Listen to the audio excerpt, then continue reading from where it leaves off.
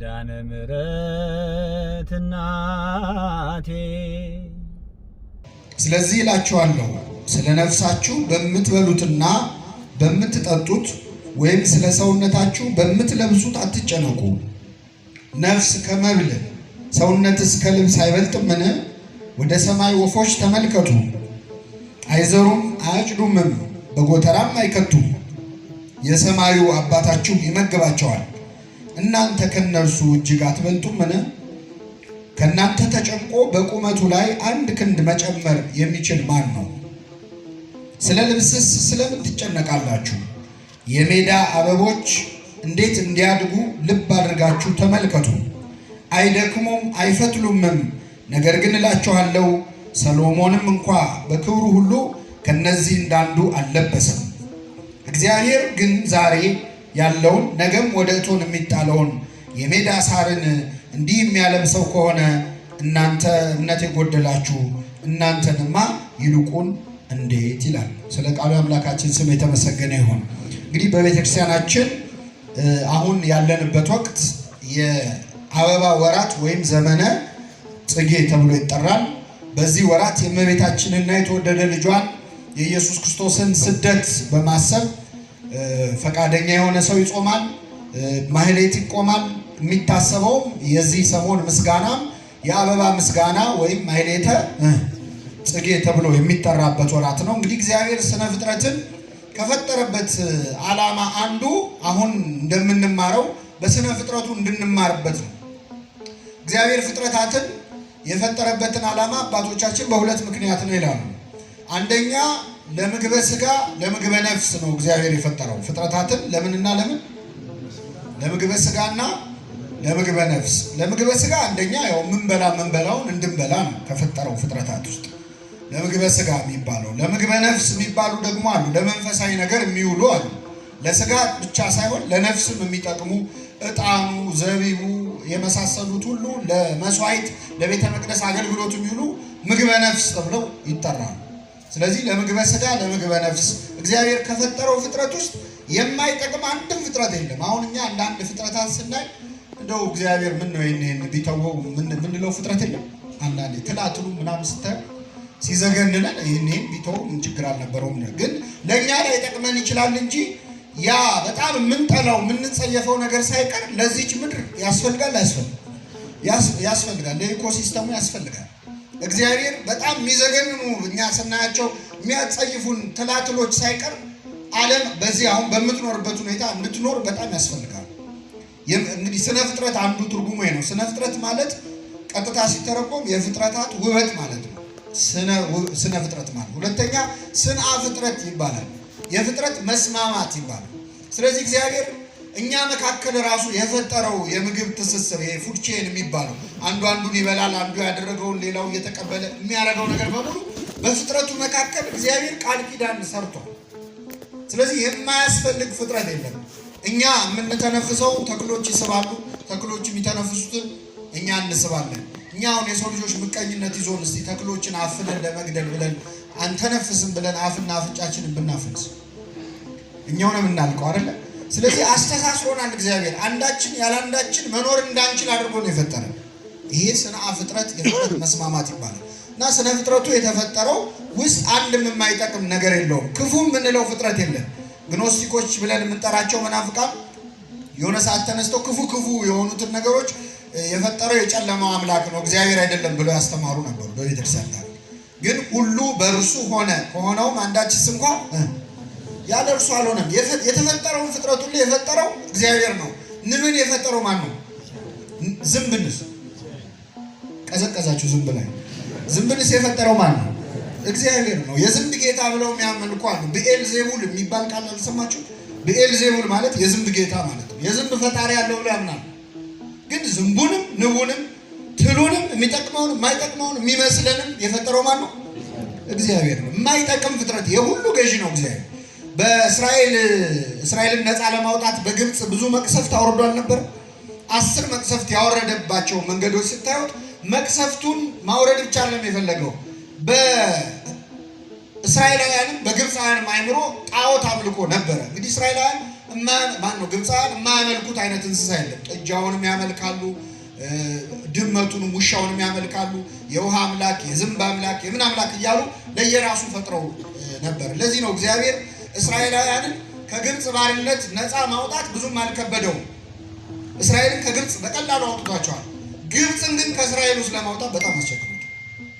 ምክንያቱም ውስጣቸው ጣዖት አምልኮ ነበረ። ለዚህ ነው ሙሴ ዞር ሲልላቸው አምላካችን ብለው ከወርቅ ምንድን ነው የሰሩት? ጥጃ ነው። ለምን ጥጃ አምላክ ነው የሚል አስተሳሰብ አላቸው። ለዚህ ነው እግዚአብሔር የእንስሳ መስዋዕት እንዲያቀርቡ ያዘ የነበረው። እንስሳ ያ ሁሉ ቢቃጠል ለእግዚአብሔር ምን ይጠቅመዋል? የእንስሳ ሽታ ምግብ አይሆነው ለሱ። ለምንድን ነው እንስሳ መስዋዕት እንዲሆን የፈለገው? እንስሳት አምላክ አይደሉም። የእንስሳት ፈጣሪ የእንስሳት አምላክ ማን ነው? ይሄንን እንዲረዱ ነበር እና በአስሩ መቅሰፍትም ስታዩ በውሃው ላይ ደም ሲያደርግ የውሃ አምላክ ብለው የሚያመልኩት ኃይል እንደሌለው የውሃ አምላክ ማን ነው? እግዚአብሔር። የዝንብ መንጋ ሲለቅ ዝንቡንም የሚያዘው ብኤልዜቡል አይደለም። ማን ነው? እግዚአብሔር። ሁሉን የፈጠረ ማን ስለሆነ? እግዚአብሔር ስለሆነ። ስለዚህ ለመግቦት ለምግበ ሥጋ ለምግበ ነፍስ የተባለው እግዚአብሔር የፈጠረው ፍጥረት ሁሉ የማይጠቅም ፍጥረት የለው። ሁለተኛ ለአንክሮ ለተዘክሮ ነው ይላሉ አባቶች። ለአንክሮ ለተዘክሮ ማለት ደግሞ እግዚአብሔር መኖሩን እንድናውቅ ነው። እግዚአብሔር አምላክ መኖሩን በትክክል እንድናውቅ ነው። ቅዱስ ጳውሎስ በዚህ በሐዋርያት ሥራ ምዕራፍ 14 ላይ የተናገረው ቃል አለ። ልባችንን በምግብና በመብል በደስታ ሲሞላው ይላል። ከሰማይ ዝናብን ሲያወርድልን ልባችንን በመብልና በደስታ ሲሞላ እግዚአብሔር ራሱን ያለ ምስክር አልተወም ይላል። እስኪ በሉ ራሱን ያለምን አልተወም። ወኢያደገ ርእሶ ዘእንበለ ሰማዕት። ራሱን ያለ ምስክር አልተወም እግዚአብሔር። ማለት ምን ማለት መሰላችሁ? እግዚአብሔር መኖሩን ምስክር ትቶልናል። ማን ነው የመጀመሪያው ምስክር ካላችሁ ምኑ ነው? ስነ ፍጥረቱ ነው። እግዚአብሔር መኖሩን የተፈጠረው ነገር ያሳያል። ዲዛይን አርጊውመንት የሚባለው አሁን እግዚአብሔር የለም ለሚሉ ሰዎች ከምናቀርበው በጣም ጠንካራው ማሳያ ስነ ፍጥረቱ ነው። ምክንያቱም ይሄ ዓለም በአጋጣሚ ነው የተፈጠረው ብሎ ማመን በጣም ከባድ ነገር ነው። በነገራችን ላይ እግዚአብሔር የለም ማለትን ያህል እምነት የሚጠይቅ ነገር ያህል አለ ከማለት የለም ማለት በጣም ይከብዳል። ለምን ካላችሁ አሁን እስቲ ይሄ ዓለም የሆነ ጊዜ በተፈጠረ ፍንዳታ ነው የተከሰተው ማለት ቀላል ነው ከባድ? እስቲ አሁን ከኔ ጀርባ እዚህ ስዕላት አሉ። እዚህ የተሳሉ ቆንጆ ስዕላት አሉ። ስዕሉ እንዴት መጣ ሲባል ድንገት ቀለም ተደፍቶ ተረጫጭቶ ነው የመጣው ቢባል ታምናላችሁ? ወይም እሺ ልንገራችሁ፣ አንድ ስፍራ ላይ ወረቀቶች አሉ። አንድ አዳራሽ ውስጥ በጣም ብዙ ነጭ ወረቀቶች አሉ፣ ቀለም ደግሞ አለ እና ያ አዳራሽ በሆነ መንገድ ፍንዳታ ገጠመውና ፈነዳ። ቀለሙም ተረጫጨ፣ ወረቀቱ ተረጫጨ። ልብ አድርጉ፣ ባዶ ወረቀትና ቀለም ነበር። በተፈጠረው ፍንዳታ ያ አዳራሽ ላይብረሪው ደግሞ ሊቀየር ይችላል ማለት ወረቀቱ ላይ ቀለሞቹ ተረጫጭተው መጽሐፍ ሆነው ያለቀለም መጽሐፍ ሆኖ ላይብረሪ ሆነ እና ይሄ ላይብረሪ ከየት መጣ ሲባል በፍንዳታ ብሎ ማመን ቀላል ነው ከባድ? እግዚአብሔር የለም ማለት ያለ እምነት የሚጠይቅ ነገር የለም። በነገራችን እኛ የተፈጠርንበት አፈጣጠር አሁን የሰው ልጅ እኛ ብቻ ነን በሁለት እግራችን ቆመን የማንደፋው ታውቃላችሁ። ባላንስ አድርጎ ሁለት እግር ኖሮት ቆሞ መሄድ የሚችል ሰው ብቻ ነው። ሌላ ወንበር እንኳን በሁለት እግር ማቆም አትችልም። ቢያንስ 3 መሆን አለበት እግሩ። ሁለት ሆነን ሚዛናችንን ጠብቀን እንዴት ነው የምንኖረው? ሰውን ያህል የትንሹ ፍጥረት ግን ዓለምን እየገዛ ይኖራል። እንደኛ ደካማ ፍጥረት እኮ የለም። በጣም አቅም የለንም። ግን አራዊቱን አባረን እኛ ቤት ሰርተን አምሮብን እንኖራለን። እሑድ ልጆቻችንን ይዘን አራዊቱን አስረናቸው ቆልፈንባቸው ፎቶ እንነሳለን። አሁን ጥፍር ቢኖረው ኖሮ ሰው ሹል ነገር ቢኖረው እሺ፣ ግን ምንም ሳይኖረው በአይምሮ ብሩህነት ብቻ ከከዋክብት ስርዓት በላይ የተወሳሰበ ብሬን እኮ ነው ያለን እኛ እያንዳንዳችን። በጣም አስደናቂ እኮ ፍጥረት ነው። ቅዱስ አውግስቲኖስ የተባለ አባት ሰዎች አስደናቂ ፍጥረታትን ለመጎብኘት ተራራ ለተራራ ይንከራተታሉ፣ ግን ትልቁ አስደናቂ ፍጥረት ማን ነው? እስቲ ቁጭ ብለህ ራስህን ጎብኘው ይላል። ምንም ሳትከፍል የመግቢያ ዋጋ ሳትከፍል ቁጭ ብለህ የራስህን ሰው አሻራ እንኳን የማይደግም አምላክ እኮ ነው እግዚአብሔር። ዲዛይን የማያልቅበት አምላክ እኮ። ሕፃን ልጅ በማህፀን አርግቶ ጽንስ አድርጎ 9 ወር ቆይቶ ወልቶ ያ ሕፃን እየዳኸ ከመሄዱ በላይ ምን ታምራለህ? ማስተዋል ከቻ አሁን እኛ ተአምር የምንለው የሆነ ጋኔል ሲጮ ምናምን አይደል ወይ የሆነ ሰው ሲፈወስ፣ እሱ እኮ በጣም ትንሽ ነገር ነው። እኛ ራሳችን ተአምር እኮ ነው። አይመስለንም። ውሃ ዝናብ መዝነቡ የምድር ይሄ ሁሉ ተአምር የእግዚአብሔር ስራ ነው እና መግቦቱን ብቻ አይደለም ለአንክሮ ለተዘክሮ አባቶቻችን እግዚአብሔርን ሲያደንቁበት ኖረዋል። ስነ ፍጥረቱን ብቻ እያሉ ግሩም ድንቅ ያንተ ስራ እያሉ በስነ ፍጥረት ብቻ ሌላ መጽሐፍ ቅዱስ ሳያነቡ የፍጥረቱን ውበት እያደነቁ እያንዳንዱ አንዱን ነገር ያስቀደመበት አንዱን ያስከተለበት የፈጠረበት ቅደም ተከተል አመጣጣችን ይህን ብቻ በማየት እግዚአብሔርን ያከበሩ ያገኙ ያናገሩ አሉ። በጣም ብዙ ቅዱሳን ታሪክ ላይ ስታዩ በስነ ፍጥረት ብቻ ከእግዚአብሔር ጋር መገናኘት ይቻላል። ከእግዚአብሔር አብርሃም በፀሐይ ብቻ ነው ያገኙ። ተናበበኒ አምላከ ፀሐይ ብሎ የፀሐይ አምላክ አናግረኝ ብሎ በፀሐይ የፀሐይን አምላክ አገኝ። ፈያታዊ ዘየማን በፀሐይ ነው። ቅዱስ ያሬድ የተማረው በምንድን ነው? በትል ነው። 7 ጊዜ ወደዛ ወደዚህ ስትወርድ ስትወጣ ሲያያት ገርሞት በሷ ወደ ትምህርት ቤት ተመለሰ። አሁን እኛ ብንሆን በሆነ ወረቀት ነገር እናወርደውና ከስር ጭፍልቅ ነው አይደል? ምን ትመላለስብኛለች ማለት በትል ተምሯል። ስነ ፍጥረቱ እያንዳንዱ ክርስቶስ ምን አለ? እያንዳንዱን ነገር ተማሩበት። ሰማያት የእግዚአብሔርን ክብር ይናገራሉ ይላል። እነማ ሰማያት ሌላ ጥቅስ ሳፈልግ ሰማይን እያየ የእግዚአብሔርን ክብር ታያለ። ምድርን እያየ እጽዋቱን እያየ የሰማይ ወፎችን ተመልከቱ። አበቦችን እንዴት እንዲያድጉ ልብ አድርጋችሁ ተመልከቱ። መጽሐፈ ምሳሌ ላይ ደግሞ ጉንዳኑን ሳይቀር ተመልከት። ወደ ገብረ ጉንዳን ሂድ፣ ወደ ጉንዳኖች ሂድ፣ እንዴት እንደሚሄዱ እንዴት እንደሚሰማሩ እንዴት እንደሚወጡ እንዴት እንደሚገቡ ተመልከታቸው። በስነ ፍጥረቱ ውስጥ እግዚአብሔር በጣም ብዙ ትምህርት አስቀምጦልናል። አሁን የምናከብረው የምናስበው ወራት ላይ ደግሞ ዘመነ ጽጌ ነው፣ የአበባ ወራት ነው። በዚህ ሰሞን ስሙን የምናነሳው አባት በአበባ ምክንያት ወደ ክርስትና የመጣ አባት ነው። አባ ጽጌ ድንግል ይባላል። አባ ጽጌ ድንግል መጀመሪያ አይሁዳዊ ነበር። የአይሁድ እምነት ተከታይ ነበረ።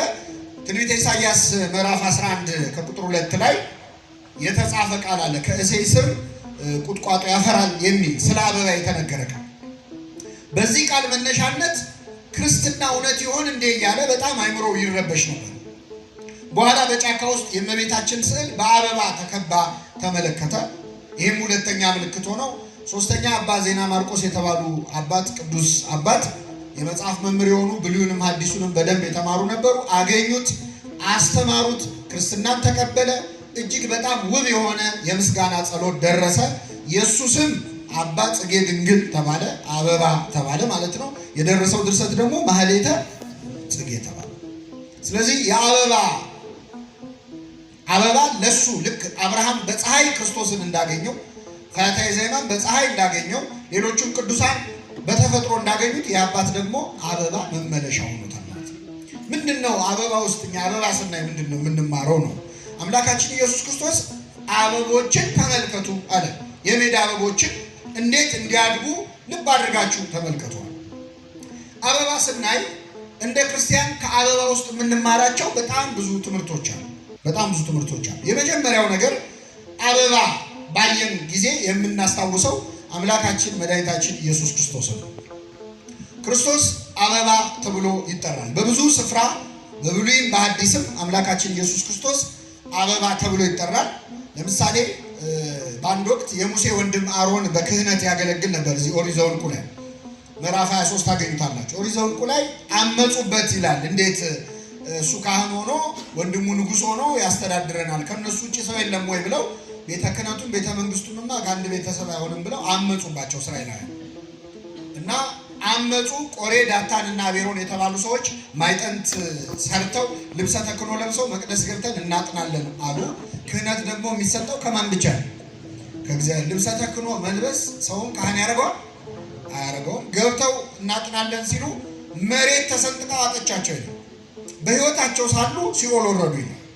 በጣም የሚያስደነግጥ ነው ማለት። በህይወታቸው በስጋ በነፍሳት በስጋ ሲኦል ወረዱ።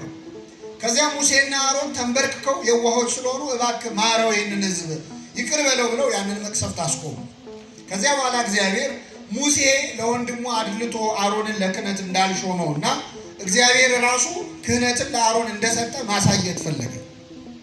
ስለዚህ ለሙሴ ምን አለው? ከ12 የእስራኤል ነገድ 12 አብትር ወይም በትሮች ሰብስብና ከቤተ መቅደስ አሳድር አለ። ከዚያ በኋላ ከ12 ውስጥ አብቦ የተገኘው ማን ካህን እንዲሆን እንደመረጥኩ ይታወቃል አለ። ከሌዊ ነገድ የሆነው የአሮን በትርም አብራ ገብታ ነበር። ሳይተክሏትና ውሃ ሳያጠጧት የአሮን በትር ምን ብላ ተገኘ? ለምልማ አብባ ተገኘች። አሁን በአዲስ ኪዳን መነጽር ስንመለከተው ሳይተክሏትና ውሃ ሳያጠጧት የለመለመች የአሮን በትር ማን ነች? እመቤታችን ነች። ያቺ ያለ ወንድ ዘር ሳይተክሏት ውሃ ሳያጠጧት ማለት ያለ ዘራ ብእሲ፣ ያለ ሩካቤ፣ ያለ ሰስሎተ ድንግልናዋን ሳታጣ ሳታገባ ሳይተክሏት ውሃ ሳያጠጧት እውነተኛውን አበባ ያፈራችው በትር ማን ነች? እመቤታችን ነች። የአበባ ደግሞ ማን ነው? አምላካችን ኢየሱስ